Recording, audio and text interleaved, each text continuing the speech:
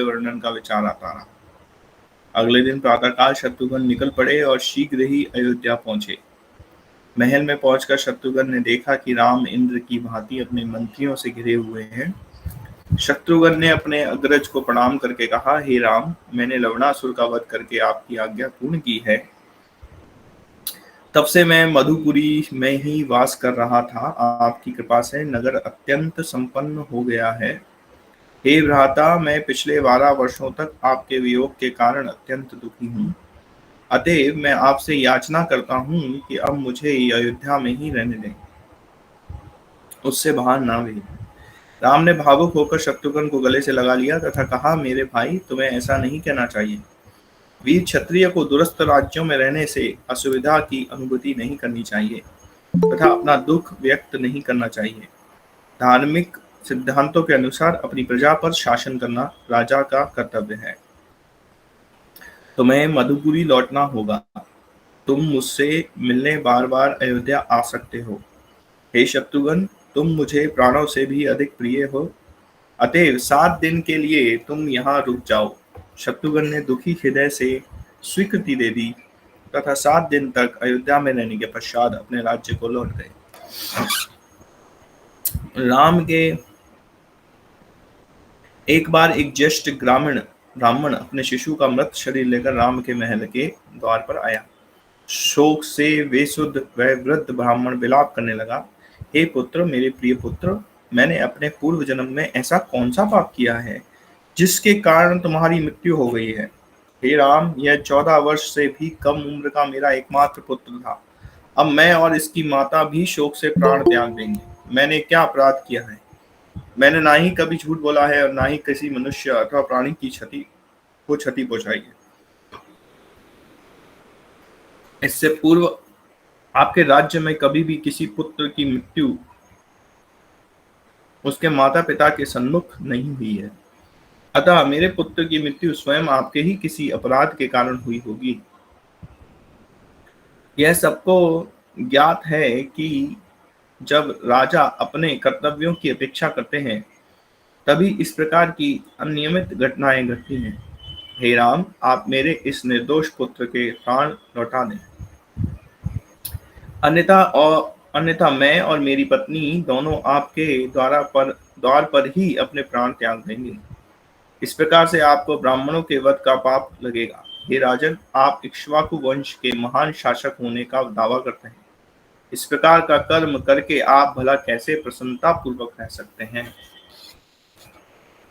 राम ने तुरंत ही अपने परामर्शदाताओं मार्कंडेय, मौद्गल्य, कश्यप, कात्यायन, जाबाली, गौतम तथा नारद को बुलाया। उन ऋषियों का यथोचित आदर सत्कार करने के पश्चात राम ने उस ज्येष्ठ ब्राह्मण द्वारा अपने ऊपर दोषारोपण की बात उन ऋषियों को बताई। राजा की व्याकुलता को दूर करने के लिए नारद ने, हे राजन, मैं आपको इस बालक की मृत्यु के कारण का रहस्य बताऊंगा, तो आप जैसा उचित समझें वैसा कर सकते हैं। सतयुग में प्रत्येक व्यक्ति आध्यात्मिक जीवन व्यतीत करने में सक्षम होता था तथा तप के द्वारा वह भौतिक बंधन से मुक्ति प्राप्त करता था। उस स्वर्ण युग में विवेक का सिद्धांत था तथा अकाल मृत्यु का लोप था। तत्पश्चात त्रेता युग के आरंभ में समाज में 4 वर्ग बनाए गए। क्षत्रियों की योग्यता व्यवहारिक रूप से ब्राह्मणों के समकक्ष थी तथा दोनों वर्ण के व्यक्तियों को तप करने की अनुमति थी। आने वाले द्वापर युग में अधर्म की वृद्धि होगी तथा इस प्रकार से अनेक नियमिताओं आएंगी। वैश्यों को भी तप आदि करने की अनुमति होगी, किंतु शूद्रों को ऐसा करने की अनुमति बिल्कुल ना होगी। तत्पश्चात कलयुग में शूद्रों को भी तप आदि करने की अनुमति होगी। वस्तुतः उस अधम कलिकाल में व्यवहारिक रूप से कोई भी योग्य ब्राह्मण, क्षत्रिय अथवा वैश्य ना होगा। हे राम, वर्तमान त्रेता युग में शूद्र द्वारा तप का किए जाना एक गंभीर अपराध है, किंतु आपके राज्य में एक शूद्र है जो कठिन तप कर रहा है, उसी के कारण इस बालक की मृत्यु हुई है। हे राजन, अधर्म राज्य का घोर शत्रु होता है, अतः अपराधियों को दंड देने में असफल राजा नरक की पीड़ा को भोगने के योग्य होता है। आपको अपराधी का तुरंत पता लगाना चाहिए ताकि धर्म कायम रहे और ब्राह्मण पुत्र को पुनः जीवन प्राप्त हो। इस परामर्श से प्रसन्न होकर राम ने लक्ष्मण को आज्ञा दी, महल के द्वार पर जाकर उस ब्राह्मण से कहो कि वह अपने पुत्र का मृत शरीर तेल से भरे पात्र में आवश्यक जड़ी बूटी के साथ सुरक्षित रखे। तत्पश्चात राम ने मानसिक आदेश देकर पुष्पक रथ को बुलवाया। लक्ष्मण एवं भरत के निरीक्षण में अयोध्या को छोड़कर राम स्वयं अपराधी की खोज में चल दिए। पहले राम ने पश्चिमी क्षेत्र का भ्रमण किया, फिर उत्तर में हिमालय की ओर गए। वहां अधर्म का कोई चिन्ह न देखने पर उन्होंने पूर्वी क्षेत्रों का निरीक्षण किया और फिर अंत में खोज करते हुए वे दक्षिण की ओर जाने लगे। वहां एक विशाल पर्वत के निकट एक विशाल जलाशय के पास राम ने एक योगी को उल्टे लटके हुए कठिन तप करते देखा। कितनी कठिन तपस्या, कितनी दृढ़ निश्चय! राम ने चकित होकर कहा, मुझे बताओ तुम कौन हो और तुम्हारी जाति क्या है। मैं दशरथ पुत्र राम हूं और तुमने मेरी उत्सुकता को जागृत कर दिया है। किस उद्देश्य से तुम इतना कठिन तप कर रहे हो? क्या तुम्हारी कामना स्वर्ग प्राप्ति की है अथवा तुम्हारा कोई अन्य उद्देश्य है? क्या तुम ब्राह्मण हो, वीर क्षत्रिय हो, वैश्य हो अथवा शूद्र हो? मुझे सच सच बताओ। अपनी उस कठिन स्थिति में स्थित रहते हुए ही उस योगी ने उत्तर दिया, हे प्रतापी राजा, मेरा नाम शंभुक है, मैं शूद्र पुत्र हूँ। इस प्रकार का विघ्न होने पर भी मैं तप कर रहा हूँ ताकि मैं अगले जन्म में देवताओं के लोक को प्राप्त करूं। शंभुक ने अभी अपनी बात समाप्ति की थी कि राम ने अपनी भयंकर तलवार निकालकर उस शूद्र का सिर काट दिया। आकाशवाणी हुई, अति उत्तम अति उत्तम, तथा चारों ओर पुष्प वृष्टि होने लगी। अत्यंत प्रसन्न होकर देवता राम के पास आकर बोले, हे भगवान, आपने हमारी सहायता की है। इस कार्य से आपने यह निश्चित कर दिया है कि यह शूद्र धार्मिक सिद्धांतों का उल्लंघन करके स्वर्ग की प्राप्ति नहीं करेगा। करबद्ध राम ने सहस्त्रों नेत्रों वाले इंद्र से आग्रह किया, हे स्वर्ग के राजा, यदि आप वास्तव में मुझसे प्रसन्न हैं तो कृपया उस ब्राह्मण के पुत्र के प्राण लौटा दें। मेरे दोष के कारण ही उस बालक की मृत्यु हुई थी। मैंने ब्राह्मण को वचन दिया था कि मैं बालक को पुनः जीवित करूंगा।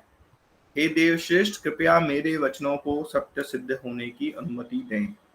इंद्र ने हर्षित होकर उत्तर दिया, मेरे प्रभु, निश्चित रूप से वह बालक पुनर्जीवित होकर अपने माता पिता से मिल चुका है। उस बालक के प्राण उसी समय लौट आए थे जब शूद्र का सिर कटकर नीचे गिरा था। ऐसा समझा जाता है अब इसका एक्सप्लेनेशन दे रहे हैं महाराज। ऐसा समझा जाता है कि कोई व्यक्ति अपने पूर्वकृत पापों के कारण शूद्र कुल में उत्पन्न होता है। पवित्र धार्मिक कार्यों में संलग्न उच्चतर वर्णों की सेवा द्वारा उसे शनै शनै अपने पापों से मुक्ति प्राप्त करनी चाहिए। अपने पाप कर्मों के फल के उचित प्रायश्चित को छोड़कर उन धार्मिक क्रियाकलापों को करने का प्रयास जिसके लिए व्यक्ति अयोग्य है, सत्य पथ से विचलित होने के समान है। शूद्र को दंड देने के लिए तथा शूद्र कुल में उत्पन्न अन्य व्यक्तियों को ऐसी दृष्टता से रोकने के लिए समाज के नियमों का निष्ठापूर्वक पालन करने वाला राजा भगवान राम ने उसे इस प्रकार का दंड दिया। किंतु आधुनिक युग में धर्म के इन नियमों का पालन नहीं किया जाता है, क्योंकि आधुनिक युग में सामान्यतः ब्राह्मण कुल में उत्पन्न व्यक्ति शूद्रों से भी अधिक पतित होते हैं। इस अधम युग के लिए श्री कृष्ण एवं राम के नाम के जप को ही योग्य साधन निर्धारित किया गया है, जिससे व्यक्ति पाप कर्मों के बंधन से मुक्त होकर भगवत प्रेम को प्राप्त कर सके। कुछ वर्षों पश्चात राम ने अगस्त्य मुनि के पास जाने का विचार किया, जिन्होंने उस समय 12 वर्षों तक जल में रहकर की गई तपस्या को पूर्ण किया था। पुष्पक रथ पर देवताओं सहित बैठकर राम उस ऋषि के आश्रम पहुंचे। भगवान राम ने ऋषि को आदर पूर्वक प्रणाम किया तथा ऋषि ने भी भगवान राम का यथोचित सत्कार किया। अगस्त्य ने कहा, मेरे प्रभु, यह मेरा सौभाग्य है कि आप मेरे आदरणीय अतिथि के रूप में यहाँ पधारे हैं। कृपया पूर्व काल में विश्वकर्मा द्वारा रचित इन स्वर्णाभूषणों को स्वीकार करके मेरा मान रखिए। अगस्त्य ने कहा, हे राम, सतयुग में कोई शासक नहीं थे, अतः एक दिन सभी जीवों ने ब्रह्मा के पास जाकर आग्रह किया कि उनके लिए भी एक शासक की व्यवस्था की जाए। तब भगवान ब्रह्मा ने सभी प्रधान देवताओं को बुलवाकर उनसे अपनी अपनी शक्ति के विभिन्न अंशों को दान में देने का आदेश दिया। तत्पश्चात ब्रह्मा ने छींक और उनकी नासिका छिद्रों से राजा शुभ उत्पन्न हुए। भगवान ब्रह्मा ने शुभ को इंद्र की शक्ति का अंश प्रदान किया ताकि वे पृथ्वी पर शासन कर सके। शरीर का पालन करने हेतु वरुण की शक्ति का अंश, संपत्ति धारण करने के लिए कुबेर की शक्ति का अंश तथा अपराधियों को दंड देने हेतु यमराज की शक्ति का अंश राजा को प्रदान किया गया। मेरे प्रभु राम उसी भावना से मेरे द्वारा दिए जा रहे इन दिव्य आभूषणों को ग्रहण करें।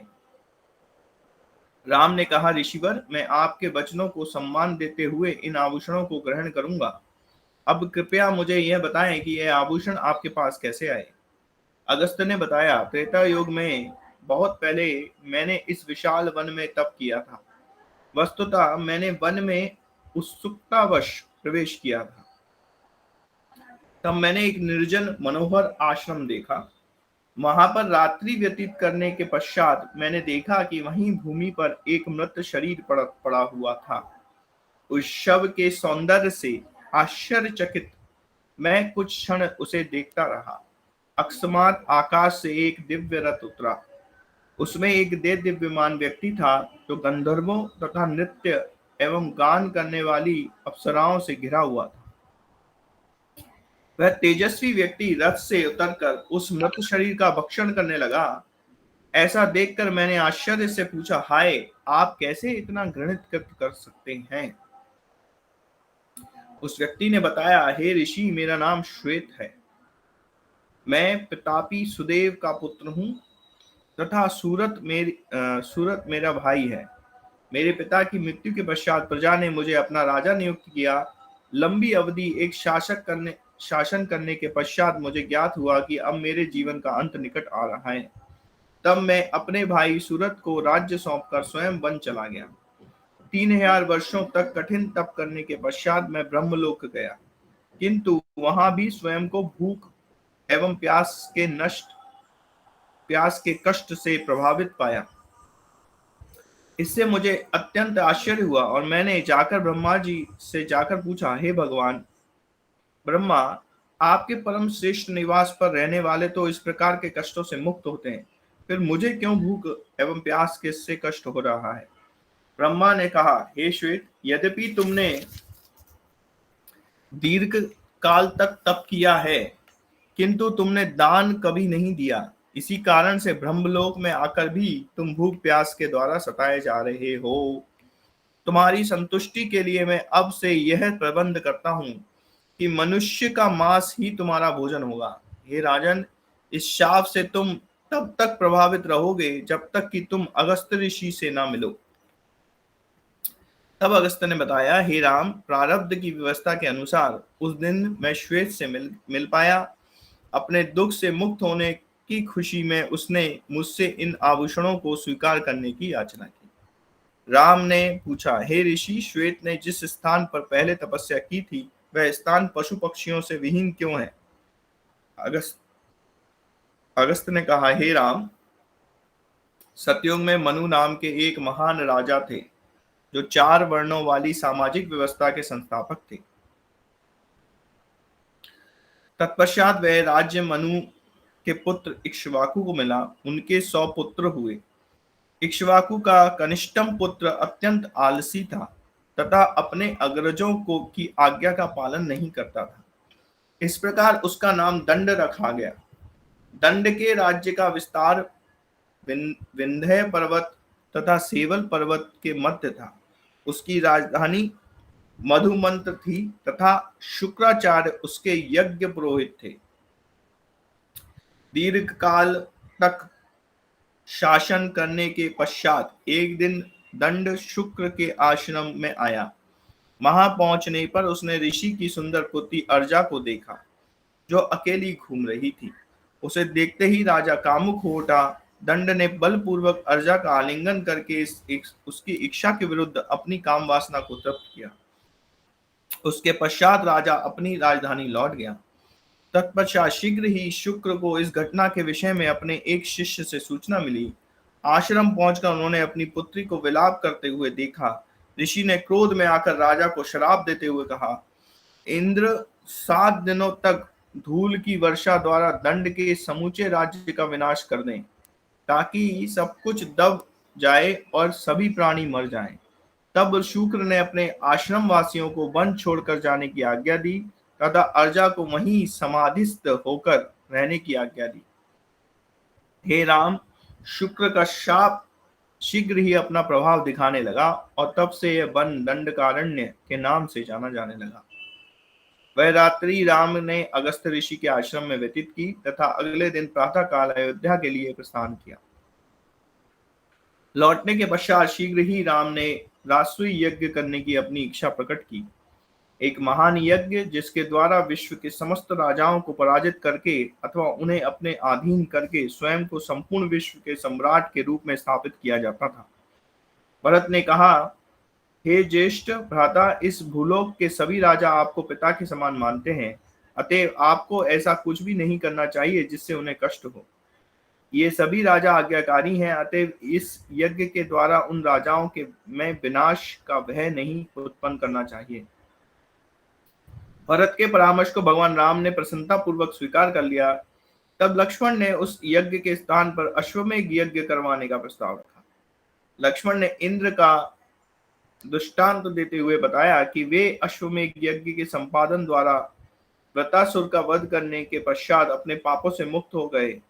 राम ने कदम्ब पुत्र इल का उदाहरण देते हुए बताया कि उसी यज्ञ के द्वारा इल ने अपने पौरुष को पुनः प्राप्त किया था।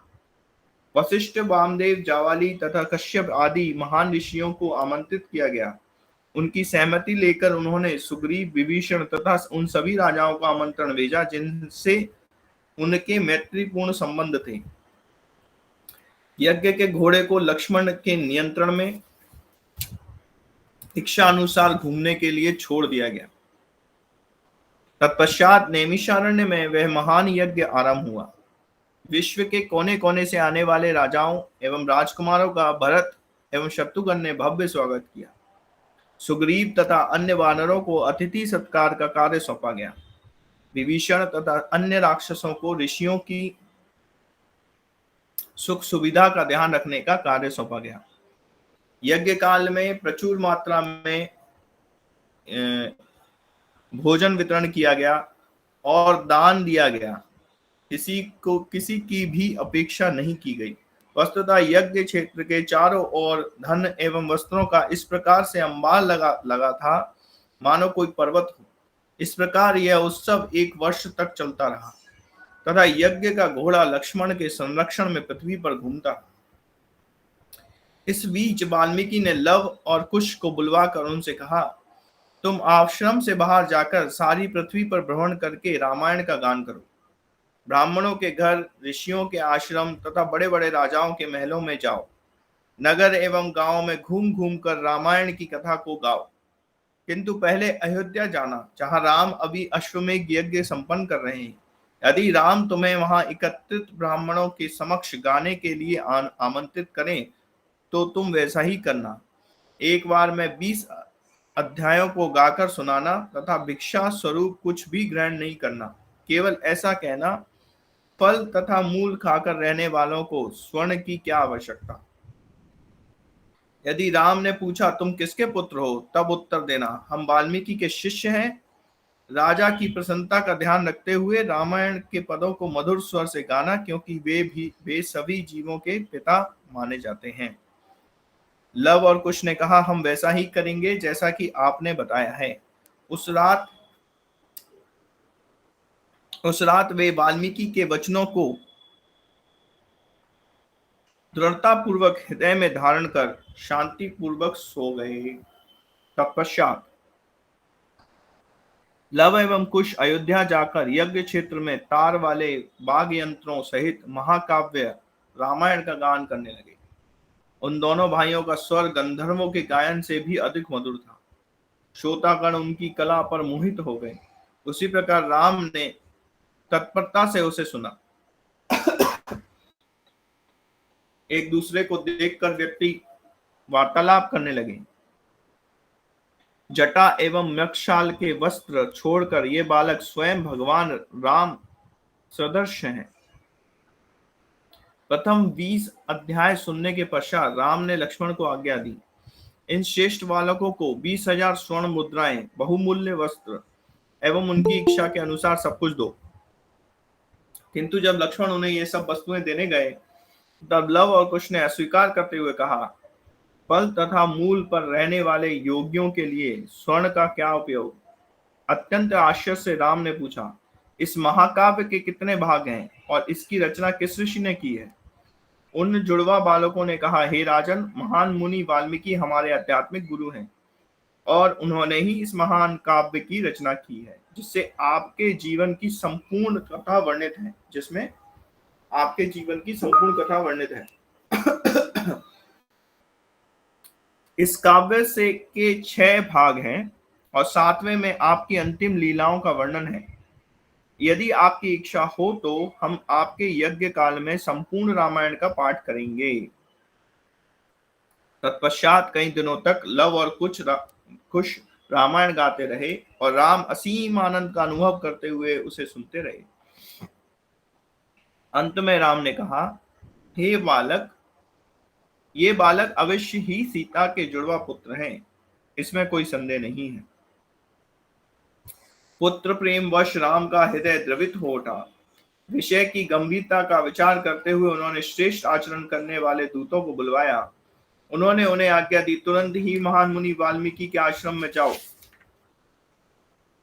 और उनसे कहो, यदि सीता वास्तव में निर्दोष हैं, यदि उनका चरित्र दोष रहित है, पवित्र है, तो आप उन्हें यहाँ आने की अनुमति दें ताकि वे एकत्रित नागरिकों के समक्ष अपनी पवित्रता को सिद्ध कर सकें। हे दूतों, उनका उत्तर लेकर शीघ्र ही लौटना। मैं चाहता हूं कि सीता कल प्रातः काल आकर मेरी उपस्थिति में अपनी पवित्रता को सिद्ध करें। जब सीता ने राम का प्रस्ताव सुना तब वे इसे स्वीकार न कर सकीं, क्योंकि उन्होंने जनसामान्य के बीच संपन्न की जाने वाली इस प्रकार की परीक्षा को अत्यंत अपमानजनक समझा। अतः मन में दृढ़ निश्चय करके सीता ने लाल वस्त्र धारण किए और वाल्मीकि के साथ अयोध्या के लिए प्रस्थान किया।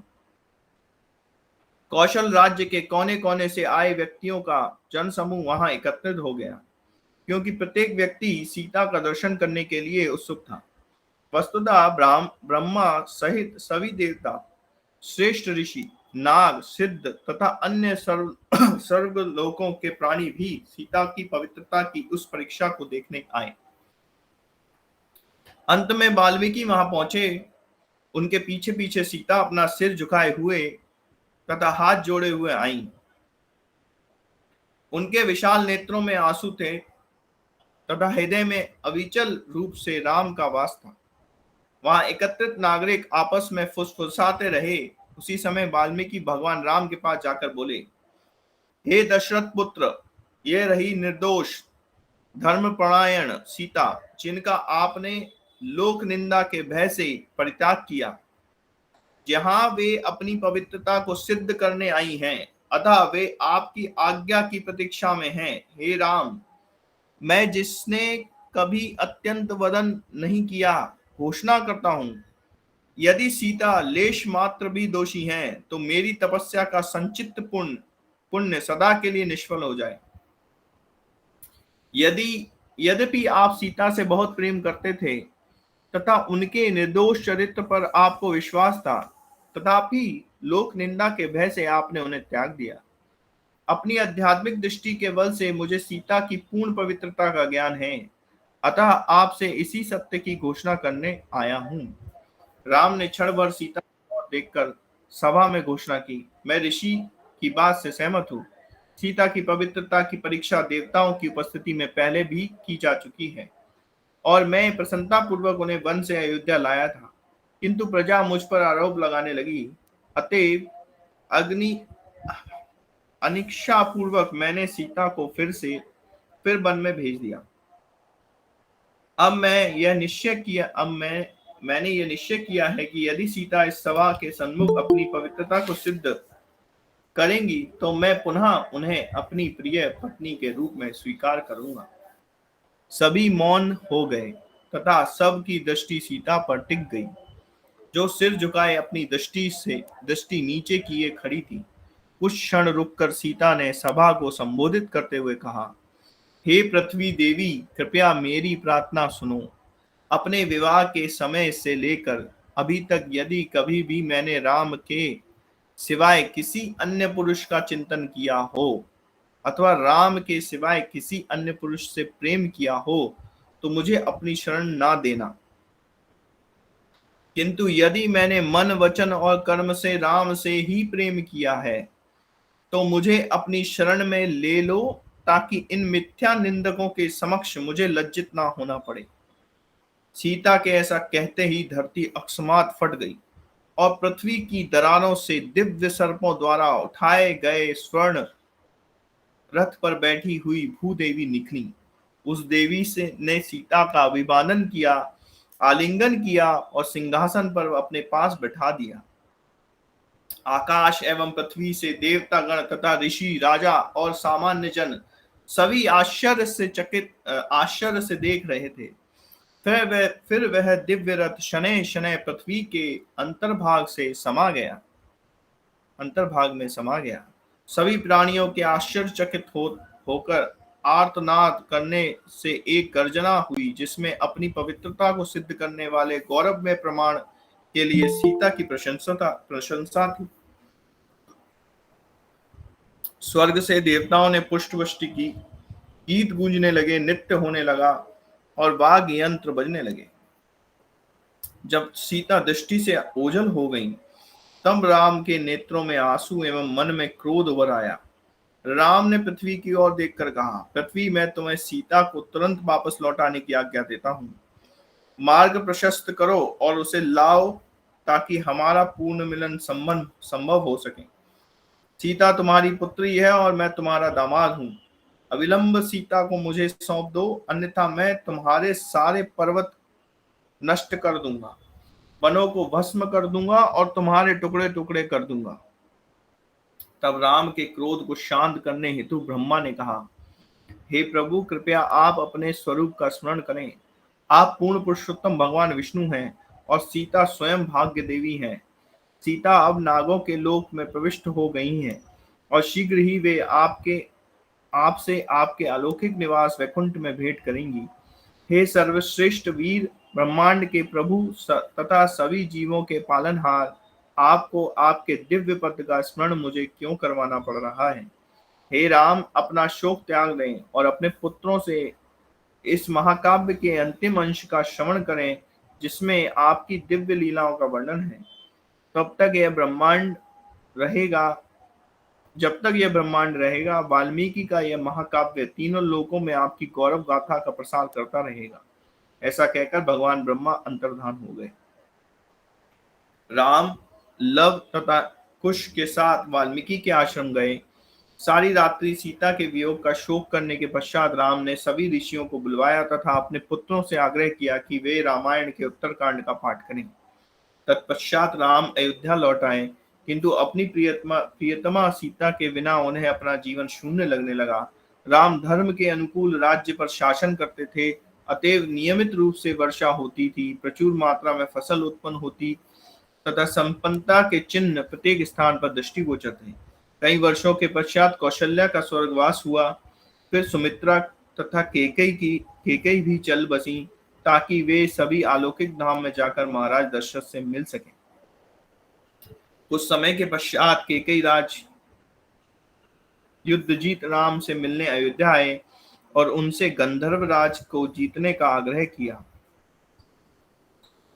जो इंदु नदी की उत्तर दिशा में रहता था।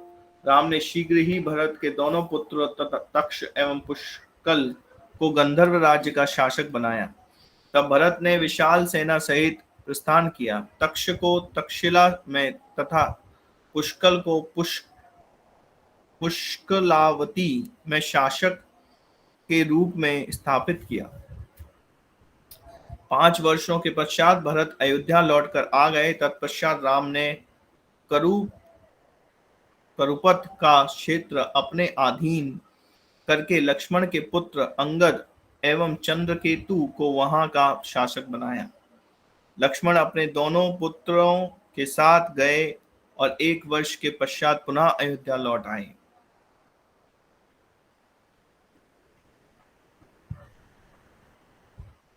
चूंकि अब भगवान राम की सांसारिक लीलाओं की समाप्ति का समय निकट आ गया था, अतः एक दिन एक योगी के रूप में काल प्रकट होकर भ्रमण करता हुआ अयोध्या आया। महल के द्वार पर पहुंचकर काल ने लक्ष्मण से कहा, मैं भगवान ब्रह्मा का दूत हूँ। मैं एक अति महत्वपूर्ण उद्देश्य से यहाँ आया हूँ और तुरंत ही राम से मिलना चाहता हूँ। जब काल ने एक तेजस्वी दिव्यमान ऋषि का रूप धारण कर महल के भीतर प्रवेश किया, तब राम ने आदर पूर्वक उसे स्वर्ण सिंहासन पर बिठाया और पूछा, हे धर्मात्मा, आपके यहाँ आने का क्या ध्येय है? क्या यहाँ आप कोई संदेश देने आए हैं? उस संदेश वाहक ने उत्तर दिया, हे राजन, यदि आप भगवान ब्रह्मा की इच्छाओं को आदर करते हैं तो फिर हमें गुप्त रूप से मिलना चाहिए, क्योंकि उनके ये वचन अन्य व्यक्तियों के श्रवण योग्य नहीं है। वस्तुतः ऐसा निश्चित रूप से जान लेने की, जो कोई भी हमारा वार्तालाप सुन लेगा वह शीघ्र ही मृत्यु को प्राप्त हो जाएगा। हे राम, आपको वचन देना होगा कि यदि कोई भी आकर हमारे वार्तालाप में विघ्न उत्पन्न करे तो आप निसंकोच उसके साथ अपने सभी संबंध विच्छेद कर देंगे। राम ने कहा, ऐसा ही हो। उन्होंने लक्ष्मण को आज्ञा दी, द्वारपाल को भेज दो। मैं चाहता हूं कि प्रवेश द्वार पर तुम स्वयं पहरा दो, ताकि ये सभा अत्यंत गुप्त रहस्य रूप से हो सके। तत्पश्चात जब दोनों एकांत में गए, तब संदेशवाहक के रूप में मृत्यु ने कहा, पूर्व जन्म में मैं भगवान ब्रह्मा का पुत्र था। अभी मैं सर्व संहारक के रूप में नित्य काल बनकर प्रकट हुआ हूँ। हे राजन, ब्रह्मांड के अग्रज ने आपके लिए ये वचन कहे हैं। हे भगवान राम, हे श्रेष्ठ पूर्ण पुरुषोत्तम भगवान, मैं आपको प्रणाम करता हूँ। ब्रह्मांड के विप्लव के पश्चात आप गर्भोदक्षाई विष्णु के रूप में विप्लव के जल में शयन करते हैं।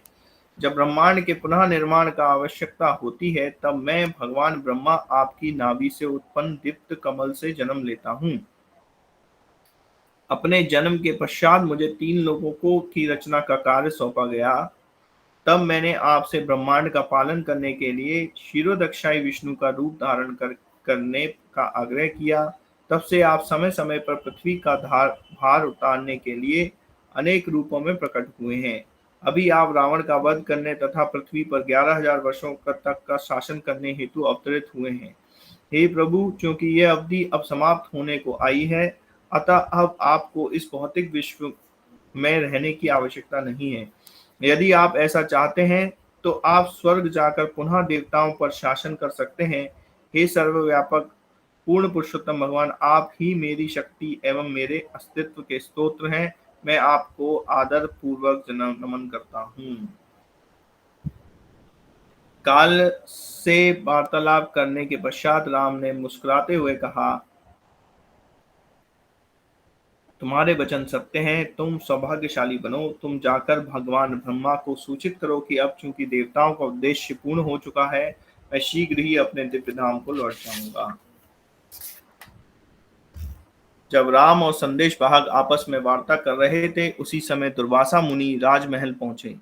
जब लक्ष्मण उनका स्वागत करने गए, तब ऋषि ने कहा, मैं यहाँ अति आवश्यक कार्य से आया हूँ और भगवान राम से अविलंब भेंट करना चाहता हूँ। लक्ष्मण ने बताया, राम ने मुझे सख्त आज्ञा दी है कि किसी भी परिस्थिति में उनके वार्तालाप में विघ्न न उत्पन्न किया गया जाए। हे ऋषि श्रेष्ठ, कृपया धैर्य रखें एवं अल्प समय के लिए प्रतीक्षा करें। इस पर दुर्वासा ऋषि क्रोधित हो उठे। आंखों से क्रोध उगलते हुए उन्होंने कहा, जाओ और तुरंत उन्हें मेरे यहाँ आने की सूचना दो। यदि तुमने मेरी आज्ञा का उल्लंघन करने की मूर्खता की, तो मैं तुम्हें, राम, भरत तथा समूचे इक्ष्वाकु वंश को एवं संपूर्ण कौशल राज्य को शाप दे दूंगा। अति शीघ्र सूचना दो, क्योंकि धैर्य धारण करना मेरे लिए कठिन है। लक्ष्मण को ज्ञात था कि राम एवं काल के मध्य वार्तालाप में विघ्न उत्पन्न करने का तात्पर्य स्वयं अपनी मृत्यु को आमंत्रित करना है। किंतु दुर्वासा ऋषि के शाप का विचार करके उन्होंने निर्णय लिया, सभी के विनाश से तो भला है कि मैं अकेले ही कष्ट सहन करूं। तब लक्ष्मण कक्ष के भीतर गए। दुर्वासा ऋषि के आगमन की सूचना पाकर राम ने काल से विदा ली और शीघ्र ही ऋषि से मिलने गए। दुर्वासा मुनि के समक्ष हाथ जोड़कर राम खड़े हो गए और उनसे पूछा, हे योगी, ब्राह्मणों में श्रेष्ठ, मैं आपकी प्रसन्नता के लिए क्या कर सकता हूँ। दुर्वासा ऋषि ने बताया, हे धर्मपरायण राजा, मेरा 1000 वर्षों तक का उपवास आज पूर्ण हुआ है। आप मुझे खाने के लिए क्या दे सकते हैं। तत्पश्चात राम ने दुर्वासा मुनि को भोजन करवाया और ऋषि अत्यंत संतुष्ट हुए। दुर्वासा ऋषि के चले जाने के पश्चात काल को दिए गए अपने वचन का स्मरण राम को हुआ, अतः वे अत्यंत दुखी हो गए। अपने निकटतम संगी के बिछुड़ने के भय से उदासी में सिर झुकाकर खड़े हो गए। तब लक्ष्मण अपने शोकाकुल भ्राता के निकट गए और प्रसन्न चित्त होकर बोले, हे राम, आप उसका शोक ना करें, जो प्रारब्ध है के हाथ में है और अवश्यम भावी है। अनासक्त होकर आपको अपने कर्तव्य का पालन करना चाहिए। अतः अपने वचन को निभाते हुए निसंकोच मुझे निष्कासित कर दीजिए। राम ने मंत्रियों को बुलवाया और उन्हें सारी घटना सुनाकर उनसे परामर्श मांगा। दीर्घ समय के मौन के पश्चात वशिष्ठ ने बताया, मेरे प्रिय राम, आपके साथ घटित होने वाली सभी घटनाओं को मैंने अपनी योगिक शक्ति के बल से जान लिया है। अब आपको अपना वचन निभाना चाहिए, अन्यथा आपकी जीवन भर की धर्मपरायण विफल हो जाएगी। धर्मपरायणता धार्मिक नियमों के हास के विश्व का क्रमशः नाश होने लगेगा। अतः सत्य का अवलंबन लेकर लक्ष्मण का बहिष्कार करें। राम गंभीरता से इस विषय पर विचार करने लगे। तब उन्होंने सभा में घोषणा की, धर्म का पालन करने के लिए मैं लक्ष्मण को अयोध्या से निष्कासित किए जाने की आज्ञा देता हूँ। सभी मंत्रियों ने राम के इस निर्णय की सराहना की और तब लक्ष्मण ने सरयू नदी के तट पर जाकर अपने मन को गहन योग के अभ्यास में लगा दिया। समय आने पर राजा इंद्र अकस्मात अपने दिव्य रथ पर आरूढ़ होकर वहां प्रकट हुए। इस प्रकार अपने उसी दिव्य शरीर में लक्ष्मण गंधर्वों के गायन, अप्सराओं के नृत्य एवं सुगंधित पुष्पों की वृष्टि के मध्य स्वर्गलोक को पधार गए। लक्ष्मण के स्वर्ग पधारने के पश्चात राम ने भरत को राज सिंहासन सौंप देने का निश्चय किया, ताकि वे लक्ष्मण के मार्ग का अनुसरण करने हेतु मुक्त हो जाएं। किंतु भरत ने सिंहासन के उत्तरदायित्व को अस्वीकार कर दिया, क्योंकि राम की अनुपस्थिति में शासन करने से अधिक उनकी इच्छा राम के साथ वन में जाने की थी। तब राम ने राज्य को अपने पुत्रों में बांट दिया। कुश को कौशल राज्य का उत्तरी भाग तथा लव को दक्षिणी भाग सौंप दिया। राज्याभिषेक के पश्चात राम ने अपने जुड़वा पुत्रों का आलिंगन किया और उन्हें प्रचुर मात्रा में स्वर्ण, जवाहरात, सहस्त्रों रथ एवं अनगिनत घोड़े तथा हाथी भेंट किए। जब प्रजा ने सुना कि राम अपना शेष जीवन वन में व्यतीत करना चाहते हैं, तब उन्होंने भी राम का अनुसरण करने का निश्चय किया। आसन वियोग के कारण होने वाला उनका शोक असहनीय था। शत्रुघ्न भी राम का ही अनुसरण करना चाहते थे और जब राम नगर से बाहर निकले, तब एक विशाल जन समुदाय उनके पीछे चल पड़ा। वस्तुतः राम के प्रति अपने प्रेम एवं भक्ति के कारण प्रत्येक जीव राम के पीछे पीछे वन को चल पड़ा, यहाँ तक कि अयोध्या में एक भी प्राणी शेष न रहा। जब राम मौन धारण किए हुए चल रहे थे, तब प्रत्येक व्यक्ति उनके उस पूर्ण अनासक्त भाव को देख सकता था, मानो वे विश्व से विदा लेने की तैयारी कर रहे हों। राम की सभी शक्तियों ने उनका साथ देने के लिए प्रकट रूप धारण कर लिया। राम के दाईं ओर श्री तथा बाईं ओर भूमि चल रही थी। सामने की ओर शक्ति चल रही थी और तथा पीछे ओंकार, गायत्री तथा वेद सहित अन्य असंख्य शक्तियां उनका अनुसरण कर रही थीं। शत्रुघ्न एवं उनके कुल के सदस्य भरत के पीछे थे। उनके पश्चात ब्राह्मण थे एवं ब्राह्मणों के पीछे अपने अपने पद के अनुसार सारी प्रजा का समूह चल रहा था। उनके पीछे सभी पशु आ रहे थे। सरयू नदी के तट पर पहुंचकर राम रुक गए। उस समय भगवान ब्रह्मा एवं देवता अपने दिव्य रथों पर सवार होकर आकाश में प्रकट हुए। आकाश एक दिव्य प्रभा से प्रकाशित हो उठा तथा मंद सुगंधित वायु चलने लगी थी। गंधर्व और अप्सराएं गान एवं नृत्य करने लगे तथा देवता गण सबसे सुगंधित दिव्य पुष्पों की वृष्टि करने लगे। जैसे ही भगवान राम जल में प्रविष्ट हुए, भगवान ब्रह्मा ने प्रार्थना की,